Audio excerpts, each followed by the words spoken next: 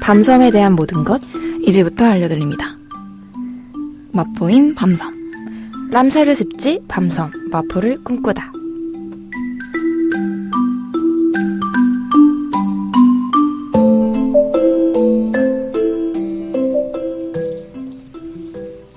안녕하세요. 밤섬 특집 방송 프로그램 진행을 맡은 함드릴 올리브입니다. 네, 저희는 마포 FM에서 지구마을이라는 생태 로컬 라디오를 운영하고 있는데요. 지난 회차에는 밤섬의 역사나 이제 생태계에 대해서 좀 배워봤습니다. 딱 첫 화에 맞는 그런 내용이었던 것 같은데, 이제 올리브가 저번 방송 호스트였잖아요. 좀 진행하면서 어떠셨어요? 내가 핸드폰에 너무 갇혀 살았구나.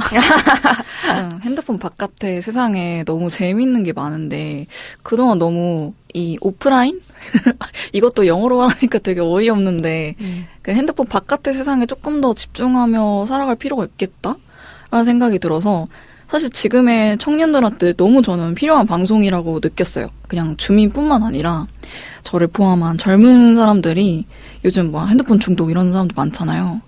근데 이제 이 특집 방송을 제가 또 기획하면서 느낀 점은 끈질김 그리고 진심이라는 단어가 되게 많이 느껴졌는데, 우리가 요새 진심을 가지고 뭔가를 하는 일이 그 일 말고 뭐가 있을까?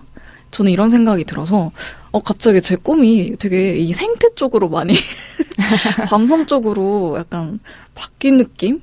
뭔가 너무 재밌어요, 알면 알수록. 그래서 너무 즐거웠어요, 저는 방송하면서. 맞아요. 올리브 말대로 뭐 진정성이라는 말 요새 거의 유행인데, 그걸 진짜 뭔가 내가 진정성 있게 살고 있나? 약간 그렇게 생각하면은 좀 쉽사리 대답하기 어려운 삶을 살고 있는 것 같아요. 현대인들이 대부분. 맞아요. 그리고 그 올리브가 인천에 살잖아요. 네. 인천에도 갯벌이 있는데, 근데 그것도 참, 저도 앞에 밤섬 있고, 올리브도 앞에 이제 갯벌이 있는데, 그거에 대해서 정작 많이 모르고 있구나. 맞아요. 많이 찾아가지도 않고. 진짜. 네, 그래서 거기서부터 한번 우리의 진심이 출발해보면 어떨까, 그런 생각도 좀 들었습니다. 맞아요. 그래서 이번 회차에는 더 재미있는 내용으로 준비되어 있는데요. 습지와 기후위기가 어떤 관련성이 있는지, 그리고 람사르 협약이라는 게 또 등장을 합니다. 람사르 협약과 람사르 습지 도시에 대한 더 심도 깊은 내용들을 다룹니다. 그래서 지난 시간보다 더 알찬 내용으로 준비되어 있고요. 또 올리브가 그렇게 좋아하는 퀴즈도 지금 또 있습니다. 그래가지고 이제 청취자분들도 많은 관심 부탁드립니다. 자, 그러면은 이제 이번 방송을 본격적으로 시작하기 전에 먼저 빼놓을 수 없는 간단한 퀴즈를 내보도록 하겠습니다. 빠밤. 약간 이 정도면 이게 청취자분들도 긴장하면서 맞출 준비하고 있을 것 같아. 이제 퀴즈에 대한 거의 집착 수준으로 항상 인트로에 퀴즈를 넣고 있는데, 네, 제가 이제 몇 가지 퀴즈를 내보도록 하겠습니다. 제 퀴즈가 또 난이도가 있기로 유명하거든요. 네, 맞아요. 첫 번째 이제 OX 문제입니다. 청취자분들도 한번 같이 맞춰보세요. 네. 국내에 있는 습지는 총 2,000개 이상이다. 저 처음에 이 문제를 읽고 이거 약간 함정이 있다 이런 생각을 했는데, 국내에 있는 람사르 습지가 아니라 국내에 있는 그냥 습지인 거잖아요. 네. 그래서 순간 람사르 습지라고 읽어가지고 약간 2,000개는 안 되지 않나? 이 생각을 했는데 이게 그냥 습지를 포함한 거죠? 그렇죠. 2,000개까지 있을까 싶긴 한데요. 한 그래도 1,000개 정도 되지 않을까? X? 정답은 O입니다. 맞네요, 생각보다. 그쵸. 습지라는 게 생각보다 범위가 되게 넓어서 물과 땅이 있는 지역이면 다 습지거든요. 그래서 국내에 있는 습지가 2,000개 이상이나 된다고 합니다. 그럼 많겠다, 정말. 네, 많고요. 그리고 또 하나 문제. 북한도 람사르 협약을 통해 람사르 습지를 등록했다? X. 이건 왠지 아닐 것 같은데. 정답은 O입니다. 제 문제가 꽤 어렵습니다. 2개에 등록했다고 하네요. 근데 죄송한데 그 문제 뒤에 물음표 뭐예요? 물음표? 이거 약간 심리적으로. 저희 스크립트가 있는데 스크립트에 제가 물음표를 붙여놨거든요. 이거 되게 심리적으로 등록했다? 이러고 하니까 아닌가? 살짝 약 올리는 느낌. 틀렸네. 이번에 맞춰볼게요, 제가. 네, 이번 마지막 문제. 큰일 이건 업 앤 다운을 조금 할 수 그럴까요? 있어요. 숫자를 맞추면 되는데. 네. 자, 국내 습지는 땡땡개다. 맞으면 업 앤 다운으로 숫자 말씀해 주시면 됩니다. 이게 시작과 끝을 정해주셔야죠. 시작과 끝 100 이내로. 100 이내로요? 예. 국내 습지가 100 이내라고요? 국내 습지가 아니라 잘못 말했네요. 람사르 습지. 람사르 습지. 예. 람사르 습지는 좀 적은 걸로 알고 있는데 100 이내. 그러면 일단 50. 50 다운. 25. 다운. 24. 정답입니다. 맞아요. 사실 제가 숫자를 알고 있습니다. 네, 그래서 국내에 있는 습지가 총 2,000개 이상인데 람사르 습지는 또 24개밖에 등재가 안 돼 있습니다. 그래서 24개면 대박 많은데? 라고 느낄 수 있지만 사실 많은 건 아니죠. 이게 아직 연구가 활발히 되지 않아서 등록이 안 된 건지 아니면 기준에 미달이라 안 된 걸까요? 기준에 그러니까 충분히 습지는 아직 많은 상황인데 아직 조금 더 그런 사람들의 어떤 관심 그리고 국가의 적극적인 개입이 조금 더 필요한 상황입니다. 그럴 것 같아요. 네. 그래서 어쨌든 국내 람사르 습지는 24개다. 그러면 추가해서 이제 하나 문제를 더 내볼게요. 네. 머벤다 문제를. 자, 국내에 있는 람사르 습지 도시는 몇 개일까요? 람사르 습지 도시요? 도시요. 네. 이것도 이렇게 범위를 적으시고. 이거는 20개 이내로 한번. 이내로? 그러면 반 해서 10개. 다운. 다운? 5개. 업. 8개. 다운. 이제 6과 7인가요? 자. 7개로 하겠습니다. 네, 맞습니다. 7개입니다. 네. 람사르 습지 도시가 7개. 도시는 현재 7개입니다. 네. 근데 아직 마포구, 즉 밤섬에 있는 마포구는 아직 람사르 습지 도시는 아닙니다. 그래요? 네, 그렇습니다. 많이 노력을 해야겠네요. 네, 근데 맞아요. 제가 이제 인천에 살잖아요. 근데 인천에 갯벌 이제 말씀하신 갯벌도 있고 송도가 있지 않습니까? 근데 송도에 그런 관리 사무국 같은 데도 있잖아요. 이런 협약 같은.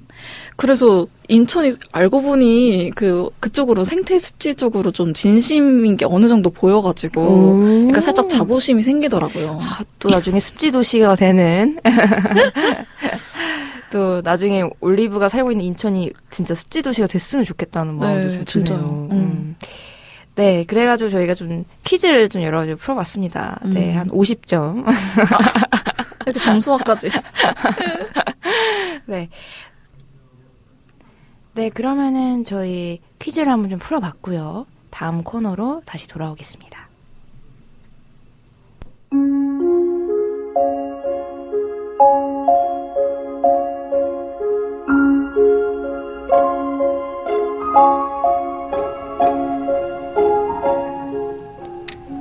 람사르 습지 밤섬 마포를 꿈꾸다 특집 방송 본격적으로 시작해 볼 건데요. 저희가 여러 회차 동안의 강의 내용을 중간중간에 좀 삽입을 할 거예요. 그래서 먼저 강의를 들어보고 그 다음에 그 내용을 가지고 저희 호스트가 같이 대화를 나눠보는 시간을 가질 건데요. 밤솜 방송의 두 번째 강의죠. 한국 PGA 생태연구소 한동욱 소장님께서 진행하신 람사르 습지와 람사르 습지 도시 사례 강의 중 일부를 들어보도록 하겠습니다. 전 세계 습지 중에 한 90% 이상은 다 인간이 훼손했던 습지입니다. 그 중에서 조금 이제 우리가 습지 보호를 위해서 이래서는 안 되겠다. 이러다가 우리 다 죽어. 이렇게 돼서 1971년도에 몇 개의 국가들이 모여서 그 당시에 선진국가였어요. 습지 좀 지켜보자. 그렇게 해서 만들어진 게 이제 람사르 협약입니다. 자, 그래서 우선 우리가 지금 필요로 하는 것은 이제 람사르 습지 협약을 이해하는 데 있어서 습지라고 하는 것이 일단 정의되고 있는 것이 여러 가지가 있다는 거 아마 이 앞에도 배우셨을지 모르겠습니다. 그래서 습지란 무엇인가 이렇게 물어봤을 때 물과 흙이 만나는 곳이다. 보통 이렇게 하면 가장 쉽습니다. 그죠? 그래서 일반적으로 이제 학자들은 이렇게 크게 봤을 때 내륙, 연안, 인공 이렇게 습지를 세 가지로 나눕니다. 밤섬을 한번 볼까요? 밤섬은 어디에 들어가죠? 크게 봤을 때? 내륙일까요? 연안일까요? 인공일까요? 내륙이죠. 왜냐하면 바닷가를 기준으로 안쪽에 있단 말이에요. 자, 내륙 습지. 그 다음에 하천형일까요? 호수형일까요? 산지형일까요? 하천에 있으니까 하천형이겠죠. 일단 습지가 있으면 습지를 우리 장기 중에 뭐로 비유를 하죠? 습지는 정화조입니다. 자연의 정화조. 자연의 콩팥이죠. 그래서 가장 기본이 되는 것은 모든 쓰레기와 모든 인간이 배출하고 있는 모든 오염 물질은 다 습지로 들어온다는 거죠. 그래서 이 모든 쓰레기들이 다 여기에 침적이 되기 때문에 습지에 대한 사람의 인식이 아주 나쁩니다. 지저분하니까. 우리가 버린 온갖 것들이 들어옴에도 불구하고 이걸 보고 자꾸 나쁘다고 얘기하고 없애려고 합니다. 벌레도 많고 모기도 끓고 안 좋아. 사람도 가서 빠지고. 그래서 이거 메우는 거죠. 그래서 습지가 그렇게 지저분한 이유는 왜냐? 결국 이 습지가 하는 역할이 걔네들을 다 정화시켜주니까. 그죠? 다 치유해주고 있는데 치유하는 의미에서 보면 습지는 그 많은 오염물질을 받아내느라고 얼마나 만신창이가 되겠어요. 그죠? 장항습지는 하구에 있기 때문에 서울 시민들이 버린 쓰레기며 온갖 오물이 다 글로 와요. 그래서 늘 쓰레기가 많고 늘 위험한 무언가가 떠내려옵니다. 그래서 장항습지 조사하고 연구하는 과정에서 정말 쓰레기 문제 심각하다는 걸 제가 인지를 하고 있었는데 어느 날 가보니까 쓰레기가 하나도 없어요. 어디로 갔을까요? 다 바다로 가버리는 거죠. 왜냐하면 물이 드나드니까 결국 누가 또 그걸 다 받아내야 돼요? 인천 시민들이 또 다 받아내야 돼요. 이러다가 또 인천 시민들이 쓰레기 너네가 너무 많이 버려 막 이렇게 이제 또 주장하잖아요. 근데 또 인천에도 어느 날 가보면 없어요. 또 어디로 갔을까요? 더 먼 바다로 가죠. 태평양으로 가는 거죠. 결국에는 돌다가 그 큰 태평양의 쓰레기 섬이 되는 거죠. 결국 인간들은 버리기만 하지 처리할 수 없습니다. 근데 만약에 습지가 있으면 일단 습지는 정화를 할 수가 있죠. 그래서 습지를 만들어야 되는 것이고요. 지켜야 되는 것이고 더 만들어야 되는 것이죠. 두 번째는 습지가 뭐의 역할을 하느냐. 전 세계에 기록되어 있는 생물종 중에 40%, 100종 중에 40종이 습지에 기대어 살고 있는 겁니다. 그래서 어떤 생물종을 지키기 위해서는 습지를 꼭 지켜내야 되는 거예요. 그 중에 대표적인 것이 물새들이죠. 우리는 물새가 보이기 때문에 물새가 중요하지 이렇게 생각하는데 물새는 또 왜 습지에 오죠? 먹을 게 있으니까요. 먹을 걸 주는 게 습지죠. 그러니까 습지가 없어진다는 것은 거기에 사는 생물들만이 아니고 날아다니는 새들까지도 위협하게 되는 것이고요. 결국 새를 보호하기 위해서 습지 협약이 만들어진 것이 람사르 협약입니다. 특히 물새예요. 어쨌든 기본적으로 한 40%의 생물종이 습지에 의존한다. 절대적입니다. 절대적으로 의존하고 있다. 그래서 우리 인간도 사실 그 중에 하나죠. 습지가 물을 보유하기 때문에 습지가 없으면 우리는 물을 얻을 수가 없습니다. 또 물에서 나는 생물 또는 우리 쌀도 얻을 수가 없죠. 인간도 습지가 없으면 살 수 없죠. 그게 이제 가장 핵심이 되는 겁니다. 그 다음에 온난화라는 표현이 이제 없어져요. 없어졌고 뭐가 생겼냐면 기후 열대화가 생겼습니다. 이제 온난이 아니고 열대. 그걸 영어로는 보일링이라고 하는데요. 이제는 지구가 끓어요. 따뜻해지는 정도가 아니고 지구가 끓으니까 막 폭염도 생기고 엄청난 비도 홍수도 오고 그러죠. 자, 이 바닷가에 있는 습지들은 결국에는 큰 해일을 막아주는 쓰나미라고 하죠. 쓰나미를 막아주는 역할을 한다. 즉 바다에 있는 습지, 산호초부터 다 습지예요. 그 들어가서 6m 안에 있습니다. 그래서 이런 종류들의 습지들은 연안을 보호해주고 있고 이것이 만약에 장항습지와 같이 일산 신도시 앞에 있다면 그럼 앞으로 벌어질 큰 변화, 뭔가 범람이라든지 어마어마한 기상재해가 왔을 때 아마도 일산은 안전할 거예요. 장항습지가 스펀지처럼 막고 있으니까요. 근데 어디가 위험할까요? 결국 습지를 다 없애버린 김포 쪽이 위험할 수도 있는 거죠. 김포는 계속 제방이 깎여 나갈 겁니다. 자, 어쨌든 이런 어떤 습지가 줄 수 있는 또 하나의 기능이 도시를 보호하는 기능이다. 이렇게 보시면 되겠습니다. 자, 습지가 없어짐으로 해서 가장 큰 문제가 되는 게 지하수. 워낙에 지하수를 많이 뽑았으니까 지구의 이 지표를 낮출 정도로 워낙에 많은 물을 뽑았어가지고 지표면이 더 낮아지고 있는 이유가 지하수 때문이다라는 논문도 나왔어요. 그러니까 이 지하수가 굉장히 큰 문제죠. 뽑아 쓰기만 하지 실제로 들어갈 수 있는 공간을 자꾸 제한을 시킵니다. 근데 그 들어가는 위치가 뭐 바다로 가면 상관이 없겠지만 지상에 있는, 육지에 있는 지하수가 더 문제이기 때문에 육지에 지하수가 들어가기 위해서는 결국 습지밖에 없습니다. 그래서 지하수를 저장하는 그런 아주 중요한 기능이 있다는 거. 그게 이제 습지의 또 역할이 되겠고요. 그 다음에 이제 거의 마지막이죠. 이제 저 습지가 주는 혜택의 마지막. 지금 이 습지에 의존하고 있는 인류가 얼마나 될까? 실제 아주 그냥 의존하는 게 아니고요. 습지가 없으면 죽는 사람들. 네, 습지에 빈곤한 그 어떤 생활을 습지가 해결해주고 있는 그런 절대 의존하고 있는 인구가 10억 명입니다. 그러니까 어마어마한 지금 인구들이 습지에 절대적으로 의존하고 있다. 이렇게 보시면 되겠습니다. 그래서 이 별을 먹는 그런 민족들 아주 핵심이고요. 우리가 살기 위해서 이 습지가 없으면 안 된다는 이런 얘기입니다. 이제 최근에 이제 가장 핫 이슈가 습지 탄소입니다. 그러니까 전 세계에서 실제 토지 적성으로 봤을 때 3에서 8%밖에 안 되는데 탄소는 한 35% 저장하고 있다. 전 세계에. 그러니까 습지가 가지고 있는 어마어마한 탄소 저장량 이런 것들을 이제 인정을 하고 있는 거고요. 국내 내륙 습지만 봐도 1,486만 톤이 있다. 그리고 이 연간 한 4만 4천 톤 정도가 축적이 되고 있다. 계속 지금 습지가 그 정도의 탄소를 저장하고 있다 이런 얘기죠. 사실 탄소를 저장하기 위해서 나무를 심자 이런 얘기 많이 나오는데 차라리 있는 습지 보존하는 게 훨씬 더 유리할 수가 있습니다. 근데 이 탄소 저장을 하기 위해서는 습지가 마르지 않아야지만이 탄소를 저장할 수 있고 그 다음에 너무 또 기온이 올라가면 안 됩니다. 말라버리니까요. 그래서 결국에는 기후변화에 좀 취약할 수 있는 거죠. 네, 저희가 이제 그 소장님의 어떤 습지와 관련된 좀 강의를 들어봤는데요. 이제 습지가 기후위기 시대 때 어떤 의미가 있는지에 대한 여러 가지 이야기를 또 해주신 것 같아요. 그래서 올리브 이 강의를 들으면서 좀 뭐 예전에는 몰랐지만 좀 알게 됐다던가 새롭게 혹은 의외의 사실, 습지에 대한 그런 것들이 좀 있었나요?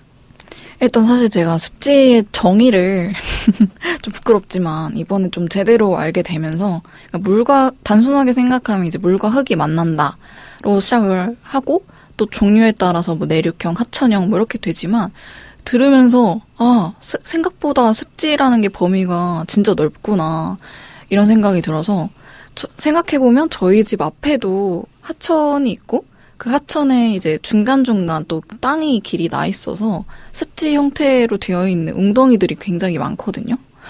그래서 그런 생각을 하다 보니까 우리 집 앞에도 습지가 있었는데 왜 나는 밤섬만 이렇게 애정을 가졌지? 우리 집 앞에 있는 습지부터 좀 찾아가서 좀 관찰도 해보고 그래야겠구나 이런 생각이 들어가지고 좀 반성을 일단 1차적으로 했습니다. 쌤은요? 저는 습지에 의존하는 인구가 10억 명이나 된다는 게 되게 충격이었어요. 10억이요? 10억. 그래서 전체 인구가 예를 들어 지구에 사는 인구가 80억이라고 하면 8분의 1인 거잖아요. 근데 이게 그냥 의존이 아니라 절대 의존이라고 하더라고요. 습지가 없으면 그야말로 생존 자체가 안 되는. 예를 들어서 벼농사 약간 이런 것도 완전히 이 습지에 의존하고 있는 인구들이 이렇게 많은 거죠. 근데 맞아요. 사실상 우리 논이라는 것도 인간이 만든 가장 오래된 인공습지라고 하잖아요. 논이 없으면 벼를 생산 못하니까 정말 절대적 의존하는 게 맞네요. 생각해보면. 식량에 의존을 할 수도 있는 거네요. 맞아요. 그리고 지하수의 경우에도 우리 같은 경우는 당연히 물 틀면 물이 나오니까 이 물의 소중함을 잘 모르는데 어떤 데는 막 우물을 파가지고 그 나오는 지하수로 물을 마시면서 살아가는 그 지역의 사람들도 있잖아요. 네. 그런 사람들의 경우에는 이제 이 지하수가 말라버리면 이제 아주 기본적인 이런 물 마시는 것조차 안 되는 그런 상황에 놓여 있게 되는데 이게 기후이기 때문에 요새 지하수가 다 말라버리고 있다고 하더라고요. 이곳 습지 역시도 마찬가지로 지금 말라가고 있고. 그래서 이런 지점에서는 인간의 개입이 필요하긴 하겠다. 그러니까 예를 들어 인공습지를 조성한다든지 그걸 계속 관리를 해준다든지 그게 해야 되는 어떤 시대가 아닌가 싶긴 하더라고요. 저도 이 강의 맨 처음 문장이 전 세계 90%의 습지가 인간의 훼손했던 습지라고 말씀하셨거든요. 저도 그 문제로 저번 주 방송에서도 그런 얘기 했었잖아요. 인간의 개입이 어디까지 필요할까? 이런 생각을 했는데 딱 그 한동호 소장님의 이 말을 듣고 이미 인간이 훼손을 저렇게 많이 했는데 이제 와서 인간의 개입이 없으면은 훼손이 복원되기도 쉽지 않잖아요.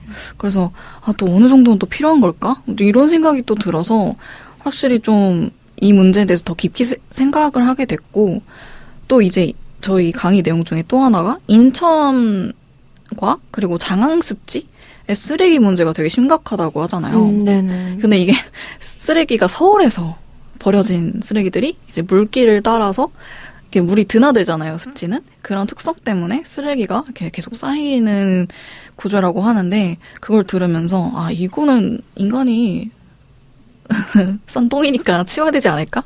이런 생각이 들어가지고 또 심지어 장항습지나 인천 바다 이런 데 쓰레기들이 많이 쌓이고 있다고 하니까 좀 주민들이 나서서 이걸 같이 치우는 봉사활동이 더 절실을 하겠구나? 이런 생각이 들었어요. 저는 막 약간 슬프기도 하고 화도 났던 게 이 습지에 밀려오는 어떤 쓰레기 때문에 오염물질 때문에 냄새도 나고 맞아. 거기에 벌레도 꼬이고 하니까 그런 걸 되게 좀 기피하게 돼서 많이 메우게 된다고 하더라고요. 그런데 사실 그 습지가 그 쓰레기들을 감싸안고 있는 것이 그것들을 치유하기 위해서 그러고 있다는 걸 생각을 하면 참 습지 입장에서 너무 억울할 것 같아요. 근데 맞아요. 내가 만약에 습지라는 상상을 했을 때 나는 이제 계속 고통을 받고 있는데 사람들이 나를 막 멸시하고 그러면은 마음이 좀 아플 것 같은데. 그러니까 이 습지가 확실히 이제 사람들과 거리감이 조금 어느 정도 있다 보니까 저는 이 밤섬 특집 방송하면서 계속 그런 걸 하고 싶어요. 이 거리감을 좁힐 수 있는 재밌는 아이디어를 많이 내고 싶다. 좋습니다. 그러면 이제 후반부 이제 코너에 가서 더 그 아이디어가 생각나는 게 있으면 더 재미있게 얘기를 해보도록 하겠습니다. 그러면 저희가 지금까지 습지에 대해서 좀 이야기를 나눠봤는데요. 우리 옆에 가장 가까이 있는 습지인 밤섬, 기후위기 시대에 더 소중하게 느껴지는 것 같아요. 그러면 다음 파트로 넘어가서 밤섬에 대한 또 다른 이야기 듣고 올게요. 자, 이제부터 이제 람사르 협약인데요. 람사르 협약을 얘기하다 보면 꼭 따라오는 쌍둥이 협약이 하나 더 있어요. 그래서 이 두 가지 같이 알아두는 게 좋습니다. 하나는 람사르 협약, 습지에 대한 협약이니까 이거는 많이 들었을 것이고요. 두 번째는 이제 거기에서 이 습지를 이렇게 건너 다니는 새들도 보호해야 되는 거 아니야? 그러니까 철새라고 하는 건 같은 습지를 물새가 이제 이동을 할 때는 습지를 이렇게 건너뛴단 말이죠. 그래서 그게 하나의 길이, 가상의 길이 보이는 겁니다. 하늘 길이. 플라이웨이라고 하는 거예요. 그래서 그 플라이웨이가 같은 국가들끼리 좀 협의를 해서 같이 보존해 하는 게 이제 요 플라이웨이 파트너십이라고 부르는 겁니다. 그래서 이런 것들 중에서 우리는 지금 어디에 들어가 있냐면 동쪽에 있는 아시아 전체하고 그다음에 저쪽에 호주하고 뉴질랜드 그다음에 몇 개의 그 주변에 있는 섬들까지 포함해서 거기는 이제 오스트랄아시아라고 합니다. 그렇게 해서 앞자만 따가지고 이스트에시아, 오스트랄아시아 플라이웨이 파트너십. 그래서 EAAFP라고 부릅니다. 그래서 요 협약이 같이 따라와요. 둘 다 똑같습니다. 둘 다 어쨌든 물새를 보존하기 위한 협약입니다. 그런데 하나는 람사르 협약이고 하나는 EAAFP라고 부릅니다. 람사르 협약은 우리가 어떻게 보면은 국가 간의 협약이니까 이거 뭔가 강제력이 있어 보이죠. 근데 실제로 강제력이 없습니다. 왜냐하면 유엔 협약이 아니고요. 그냥 정부 간 협약이에요. 참여할 사람 이리 와 해가지고 모여가지고 우리 이렇게 하자라고 이렇게 신사협정을 맺는 겁니다. 근데 유엔 협약은 어떻게 돼요? 거기서 결정해서 이렇게 하자라고 했으면 무조건 해야 되는 겁니다. 신사협정이 아니고 강제협약이죠. 람사르 협약은 정부 간 협약입니다. 그래서 신사협정이라고 표현을 합니다. 그러면 누가 이거를 강제합니까? 국가 안에 있는 NGO들이 스스로 참여해서 이걸 규제를 해주라는 거죠. 그래서 람사르 습지로 지정을 했으면 지역에 있는 주민들과 NGO들이 참여를 해줘야 되는 겁니다. 그런 어떤 차이가 있는 거예요.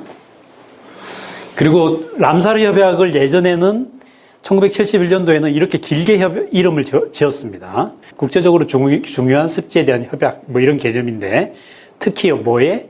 물세 서식지로서 중요한, 국제적으로 중요한 그런 습지에 대한 협약, 이렇게 길게 처음에는 만들었어요. 그런데 이거 잘라버렸어요. 이거를 굳이 안 써도 된다. 그냥 습지에 관한 협약. 이렇게 지금은 줄여서 간략하게 부릅니다. 그래서 모든 습지, 꼭 물세가 아니더라도 모든 습지에 대한 협약으로서 람사르 협약이 지금은 진화됐다. 이렇게 보면 되겠어요. 그리고 이제 동아시아 대양주 철새 이동 경로 파트너십이라고 하는 것이 람사르 협약에 의해서 만들어진 파트너십이다. 람사르 협약은 뭐 기본적으로 강제력이 없지만 가입국한테 강제하고 있는 게 딱 하나가 있습니다. 람사르 협약에 가입하려면 너네 람사르 습지를 지정해. 한 개 이상. 그래서 무조건 람사르 습지를 지정해야 되기 때문에 우리나라는 몇 개 지정했을까요? 24개 지정했습니다. 이제 가르쳐 드리는 거죠. 그래서 이제 람사르 습지에 일단 지정을 해야 되는데, 그럼 아무 습지나 지정하느냐? 그건 아니에요. 좀 특이한 습지면 돼요. 그 지역의 좀 독특한 습지. 밤섬도 이제 이 지역에서 보면 좀 독특한 그런 습지다. 이렇게 이제 설명할 수 있는 겁니다. 근데 독특한 습지가 아니더라도 생물 다양성이 높으면, 멸종위기종이 많거나 그 지역에서 좀 희귀한 개체군이 있거나 뭔가 좀 특이한 생물종이 있으면 지정 가능하다, 이런 얘기입니다. 이건 이제 주로 멸종위기종이 얼마나 많으냐, 그리고 어떤 생물들이 살기 위해서 거기를 꼭 필요로 하느냐.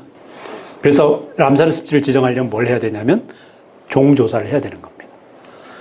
무슨 종이 사는지는 알아야 돼요. 그래서 밤섬도 계속 조사를 하는 거.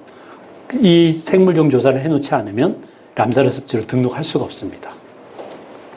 그래서 그렇게 해서 이제 매년, 매 5년마다 이렇게 조사를 하게 되는 거고요. 대부분 어디에 기준에 맞춰야 되냐면 이 물세 기준에 맞춰야 됩니다. 2만 마리 이상이 와야 됩니다. 매년. 정기적으로. 그러려면 조사를 매년 뭐 1월, 2월, 3월, 4월 쭉 해봐야 되겠죠? 그리고 이제 또 하나는 2만 마리는 안 오더라도 전 세계에서 1%밖에 1% 이내에 들어있는, 그 개체수가 오면 그 종의 1%입니다.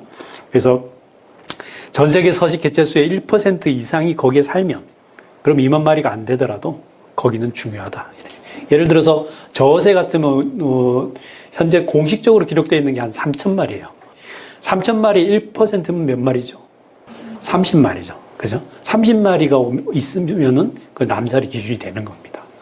그러니까 그렇게 많은 개체가 필요한 건 아니에요.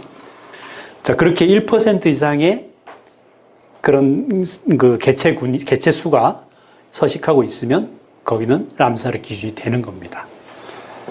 밤섬이 지정된 것은 바로 요것 때문이에요. 어류의 범주. 어떤 그 지역의 고유 어종이 거기서 산란을 하고 생육을 하고 또는 돌아다닐 수도 있죠. 회유를 할 때 거기에 꼭 필요한 습지라면 지정할 수 있게 되어 있습니다.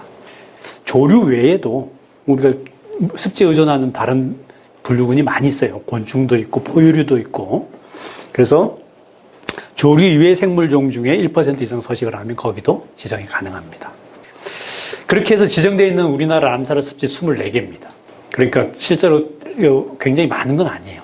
우리나라에 지금 현재 내륙 습지만 2,704개, 그리고 연안에 있는 습지만 현재 저희가 조사하고 있는 것만 240개 돼요. 그러니까 내륙의 조그마한 습지부터 해서 이렇게 하면 뭐 한 3,000개는 넘을 텐데, 그 중에서 우리나라에서 지금 지정되어 있는 게 24개소밖에 안 됩니다. 그러니까 많은 게 아니죠. 그리고 면적도 사실 얼마 안 되고요. 그래서 그 중에서 이제 서울 지역에 좀 집중되어 있는 게 밤섬, 장항습지, 강암, 매화마름, 이건 이제 강화도에 있고요. 그 다음에 송도갯벌, 대부도, 여기 이제 서울 경기에 쭉 있는 람사르.org, 요걸 치면은 이게 위치 기반이기 때문에 바로 우리나라 람사르 사이트 검색이 다 바로 떠버립니다. 람사르 협약에서 공식적으로 운영하고 있는 웹사이트인데, 거기에 밑에 보면 제일 기준, 자기네 위치 기반으로 그 국가의 람사르 습지를 검색할 수 있게 바로 이렇게 제공을 하고 있습니다.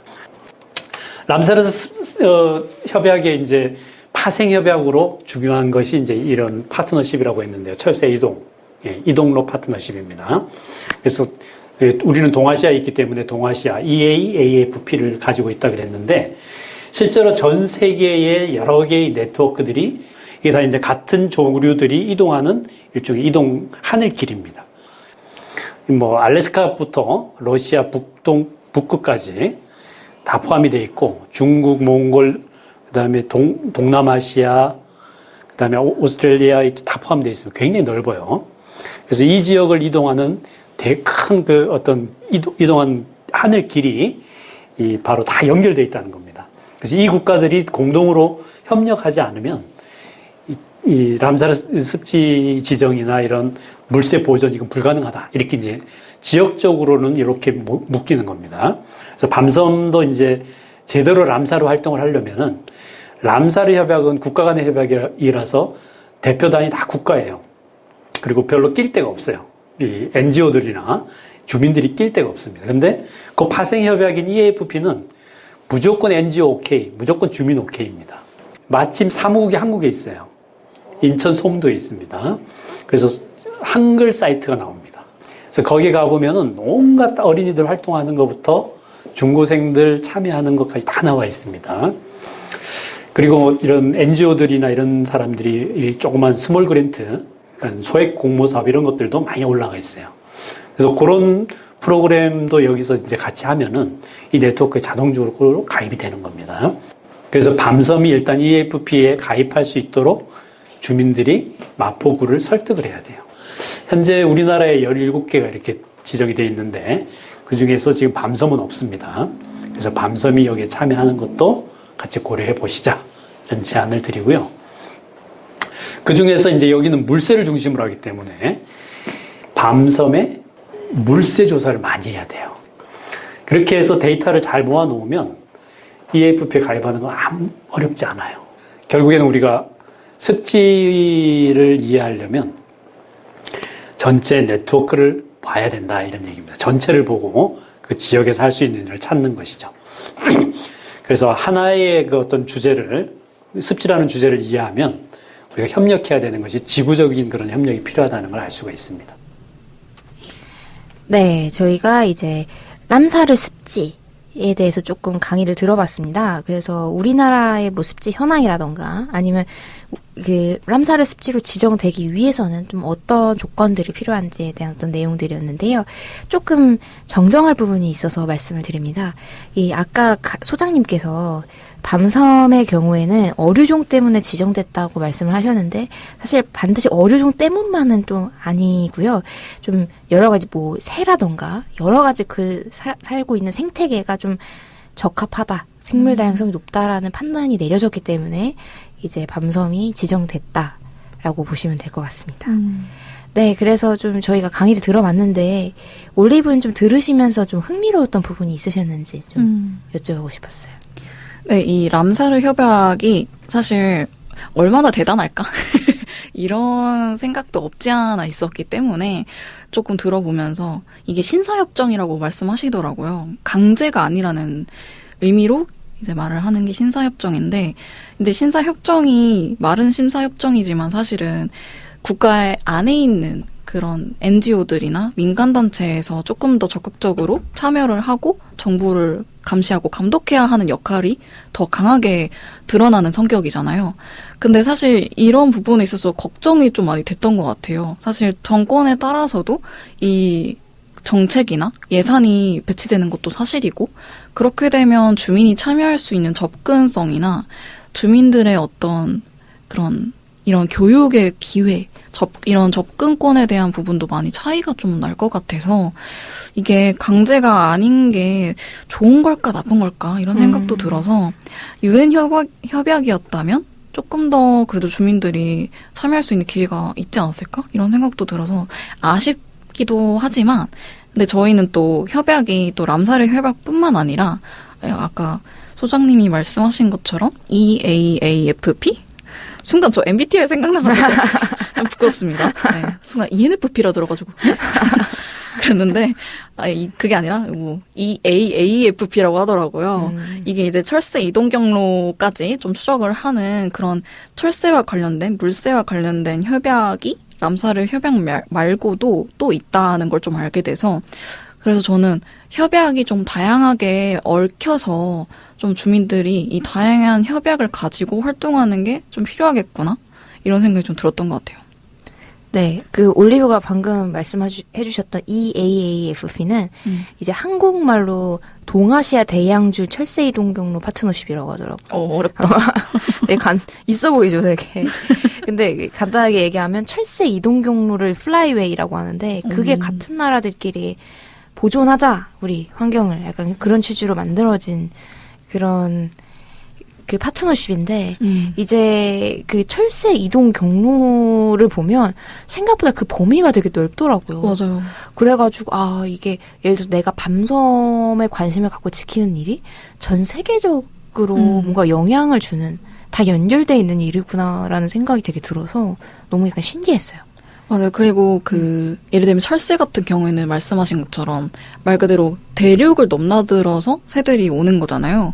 근데 요즘은 하도 먹이가 없다 보니까 철새들이 우리나라나 뭐 일본이나 뭐 몽골이나 이런 데 오면은 먹이가 없어서 비행을 하다가 지쳐서 죽는 경우도 많다고 하더라고요. 그래서 요새 철새들을 조금 구조하자, 보호하자라는 활동의 취지로 뭐 밑에 지역에서는 좀 광활한 논밭 그런 데가 많잖아요. 밑에 지방에. 그래서 거기서 이제 먹이를 이렇게 막 줘가지고 이제 지나가던 철새들이 그걸 보고 먹고 갈 수 있게 이런 활동도 많이 하시더라고요. 그래서 이런 것도 어떻게 보면 인간의 개입이긴 하지만 좀 요즘 같은 야생 동물의 서식지를 파괴하는 기후위기 시대에서는 좀 필요하지 않나? 이런 생각도 들었고 약간 저도 가슴이 웅장해지더라고요. 그거 들으니까. 그러니까 몽골에서 온 새들이 무사히 한국에 들렸다가 몽골에 가는 것도 뭔가 그런 걸 상상하면 이거 되게 대단한 일이구나. 단순히 우리는 먹이 주는 일에 불과하겠지만 생명을 살리는 일이구나 싶어가지고 그러니까 의미 있는 것 같아요. 그러니까 내가 했던 아주 사소한 행동이 사소한 게 아니라는 그런 생각이 들어요. 그죠? 내가 자연에 미치는 영향이 굉장히 좀 긍정적인 영향을 좀 줄 수도 있다라는 생각을 좀 많이 해요. 그 말씀하셨던 것처럼 내 지역 내에 논이 있을 수도 있는 거잖아요. 그 논에 찾아오는 새에게 보여주는 그 부드러운 관심 하나만으로도 내가 이 생태계에 이런 긍정적인 영향을 끼칠 수 있는 존재가 된다는 거. 맞아요. 그거부터 되게 좀 뭉클한 것 같고, 좀 항상 이런 뭔가 좀 대안이 필요하잖아요. 이게 비판을 할 때는 그 비판에 따른 대안도 필요하잖아요. 근데 그 대안이라는 것이 요새 시대에는 인간이 자연과 맺고 있는 관계성을 새롭게 상상해보는 상상력인 것 같다는 생각을 많이 해요.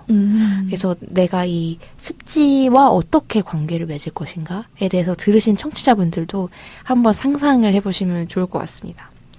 맞아요.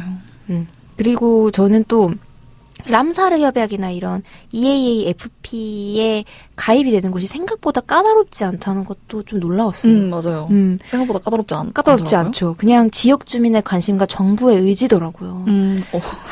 아이고.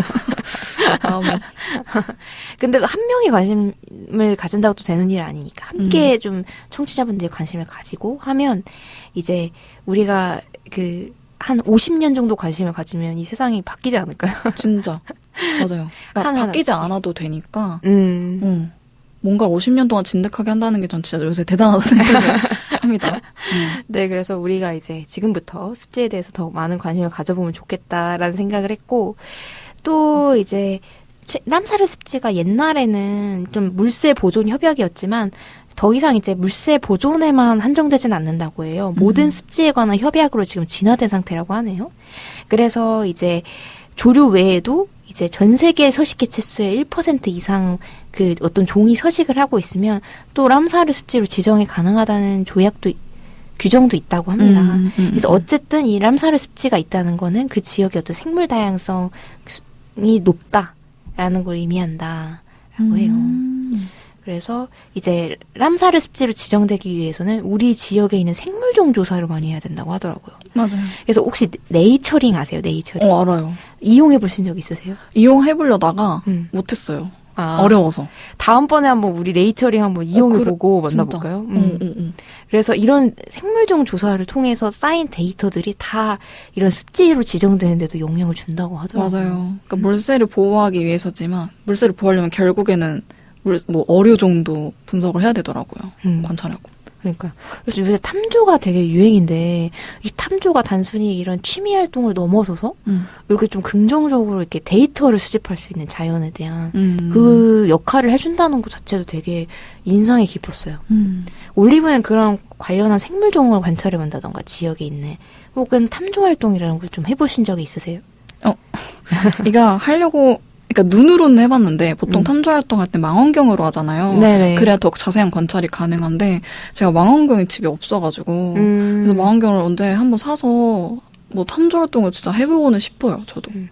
저희가 조만간 좀 한번 방송에서 다뤄봐도 재미있겠네요. 네이처링 후기 해가지고. 그래도 재밌을 것 같아요. 네, 그래서 저희가 지금까지 람사르 습지에 대한 여러 가지 좀 이야기를 나눠봤습니다. 참 이번에는 좀 간단하게 람사르 협약과 습지에 대해서 좀 브리핑을 해봤다면은 좀 다음 코너에서는 좀 더 깊이 람사르 습지 도시에 대해서도 알아보려고 하니까요. 청취자분들도 계속해서 들어주시면 감사하겠습니다. 자, 그러면은 이번 코너는 여기서 좀 마치도록 하겠습니다. 결국 새들이 이 습지를 연결하고 있지만 그걸 실제로 우리가 보존하는 것은 사람이잖아요. 그리고 결국에는 사람이 사는 도시, 그 도시와 습지가 잘 연결이 돼 있어야 결국에 전체 지구상의 새들을 보호할 수가 있는 거잖아요. 그래서 지금 현재 가장 핫 이슈가 람사르 습지 도시라고 하는 겁니다. 그래서 람사르 습지를 가지고 있는 도시가 람사르 습지와 서로 얼마나 잘 연결되어 있는지를 자랑하는 겁니다. 일단 대한민국 정부가 람사르 협약에 제안을 해야 돼요. 우리 이 도시 참 잘하고 있다. 그러면 뭐부터 해야 되냐면 국내 리그에서 먼저 잘하고 있다는 걸 보여줘야 되죠. 그래서 그러려면 마포구가 뭘 잘하고 있는지 보여줘야 되는데 심사를 2번 합니다. 국내에서 1번 하고 그리고 다시 람사르 협약 사무국에서 총회에서 1번 더 합니다. 이 총회에다가 제출을 했을 때 요 각각의 점수가 다 있어요. 이 점수가 몇 점 이상이 돼야 그게 이제 등록이 지정이 되는 겁니다. 첫 번째가 람사르 습지와의 연계성, 2번째가 생태계 서비스 보전, 그다음에 보건 관리, 그다음에 습지 보전 계획, 교육 홍보, 지역 공동체 활동 뭐 이런 겁니다. 평균 이상이 돼서 지금 합격해가지고 인증이 된 도시가 국내에서는 총 7개입니다. 순천, 창녕, 인제, 제주, 고창, 서천, 서귀포. 시 단위거나 군 단위, 시군 단위, 기초지자체 단위예요. 그러니까 서울시 같으면 마포구가 되는 거죠. 현재 고양, 김해, 문경 이 3개의 시가 각축을 벌이고 있습니다. 자, 이 람사르 도시가 되려면 무엇을 가장 중요시할까? 이걸 이제 우리가 봐야 됩니다. 오늘 아마 이 람사르 습지 도시의 현재 사무국이 어디에 있냐면 RRCEA라고 하는 그 일종의 람사르의 지부입니다. 람사르의 지역센터인데요. 동아시아 지역에 람사르 지역센터에 있는데 마침 이 람사르 지역센터도 우리나라에 있습니다. 그래서 이 람사르 습지 도시를 지정하는데 컨설팅을 잘 해줘요. 여기는 어디에 있냐면 지금 순천에 있습니다. 그래서 이제 그 지정된 곳은 이렇게 이제 홍보도 해주고 여러 가지 관광 프로그램도 같이 지원을 해주는데 가장 기본적으로는 환경부에서 최우선 습지 어떤 예산을 배정한다는 겁니다. 대신에 환경부의 의견을 잘 반영을 해야 되는 거죠. 람사르 습지를 잘 운영해서 좀 모범도시가 되고 싶다 이러려면 가장 핵심이 되는 것은 행정민간 거버넌스입니다. 우선 민과 관이 협업을 잘하고 있으면 무조건 어드밴티지 같은 걸 주는 거예요. 습지를 보존하고 관리하는 데 있어서 보존 주체들은 민간이 될 수 있습니다만은 관리 주체가 될 수는 없어요.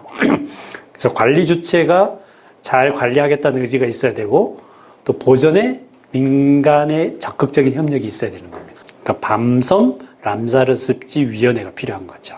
뭐 밤섬에 뭐 여러 가지 탐조 활동이나 또 쓰레기 줍기나 이런 것도 할 수 있지만 더 중요한 건 그걸 도시의 전체 관리에 반영하고 있느냐 이게 더 중요한 거죠. 아까 이제 제가 어떤 대표종인 그런 어류가 있다 그랬죠. 무슨 어류?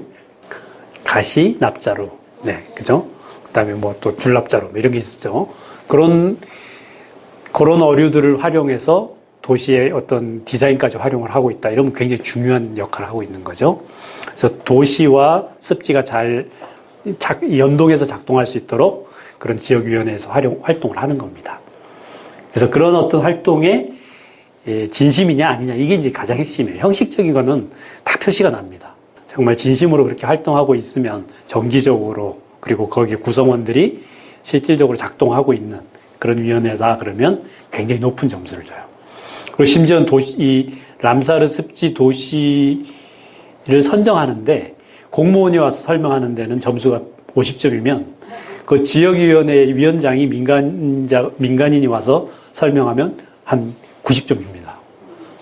그 정도로 민간 협력이 중요하다 이런 얘기죠. 그 다음에 두 번째가 뭐냐면 그 위원회가 안 만들어져 있더라도 그 비슷한 유사한 그런 어떤 조직들이 있다면 그 조직들이 먼저 해야 될 일이 그 지역 도시 안에 이 람사르 습지 이외에 또 다른 습지들이 있는지 여러분들이 찾아보라는 겁니다. 그런 습지들의 목록을 작성하고 습지의 생물종들을 기록하고 하는 그런 습지 지도를 만들고 습지의 생물종을 발굴해 보자는 거죠.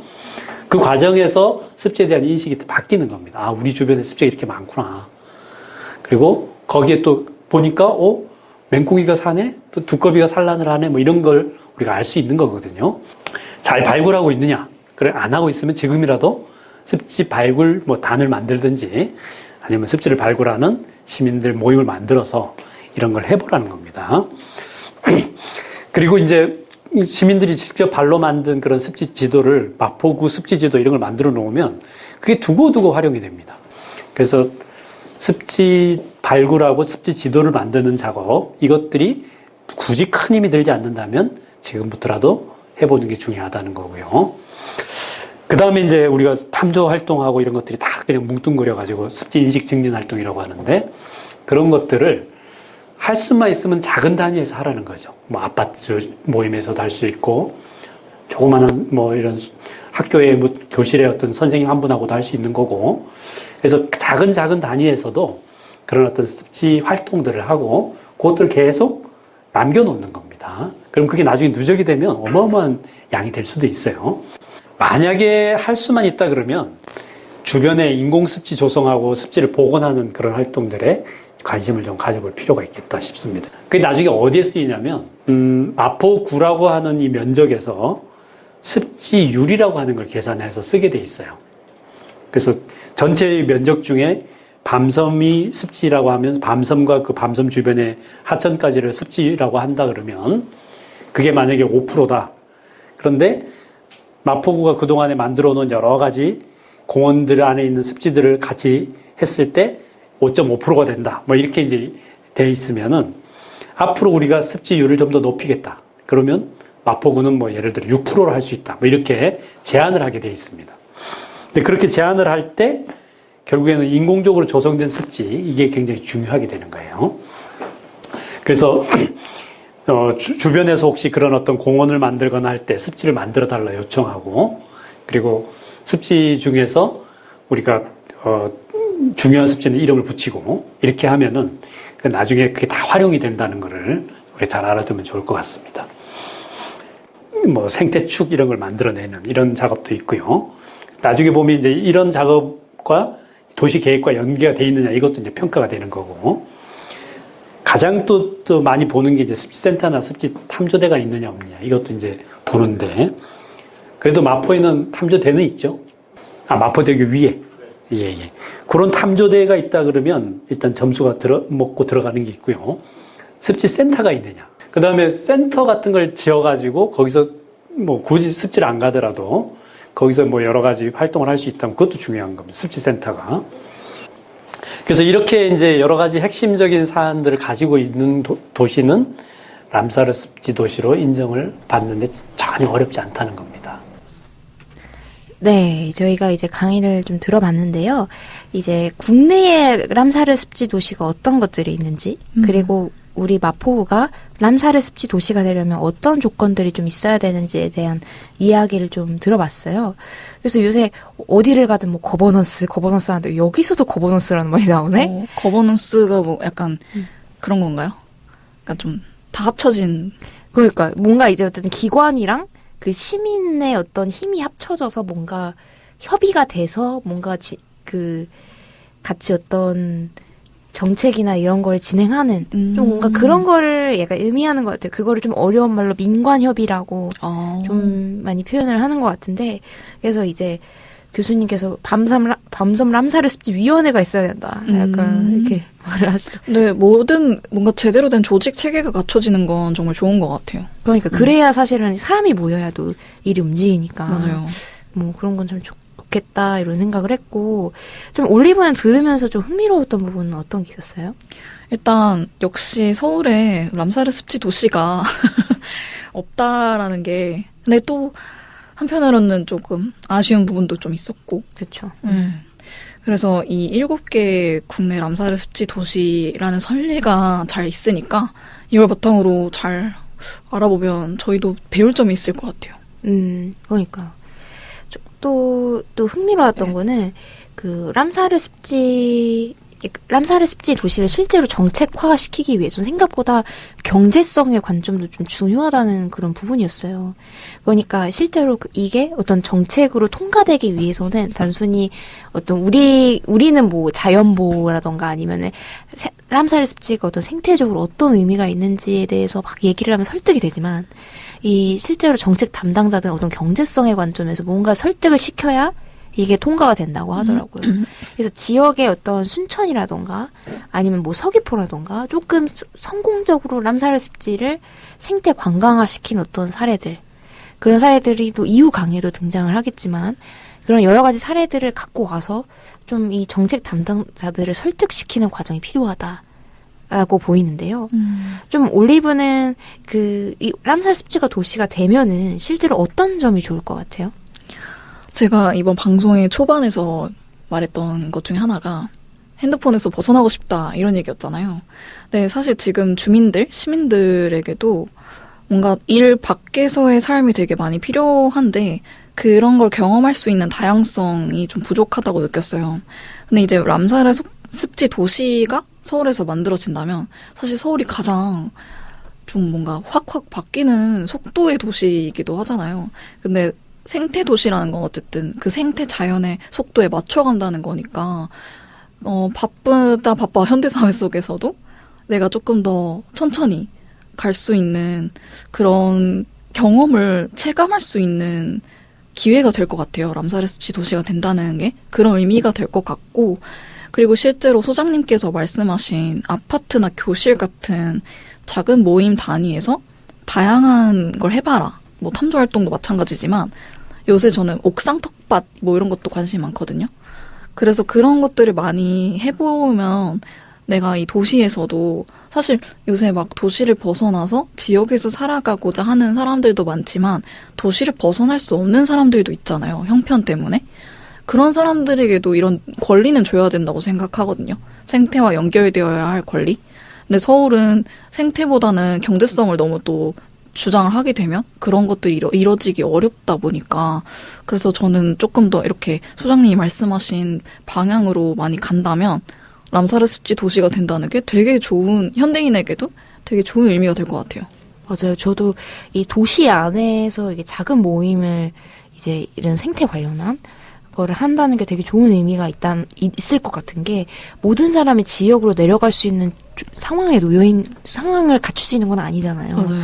그러다 보니까 도시 안에서 이제 지역적으로 할 수 있는 그런 활동들이 참 있으면 좋겠다. 그리고 그게 이 기후위기 시대에는 이런 어떤 습지와 관련된 또 활동이면 더 좋겠다라는 생각이 좀 많이 들었고, 이 인공습지 조성에 대해서도 저는 습지에 대해서 되게 뭐 새만금이나 아니면은 뭐 밤섬이나 굵직굵직한 큰 지역만 맞아요. 생각했지, 소소한 어떤 물이 있는 지역, 소소한 연못이라던가 못이라던가 약간 이런 것도 다 습지가 될 수 있다는 생각을 많이 못했던 것 같아요. 맞아요, 듣기 맞아요. 전에는.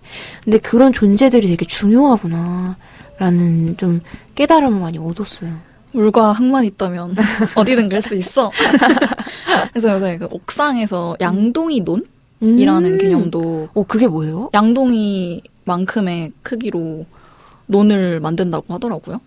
그래서 그런 식으로 도시에서도 충분히 습지의 경험을 가까이에서 할 수 있는 경험을 많이 만들면 좋을 것 같아요. 그러니까요.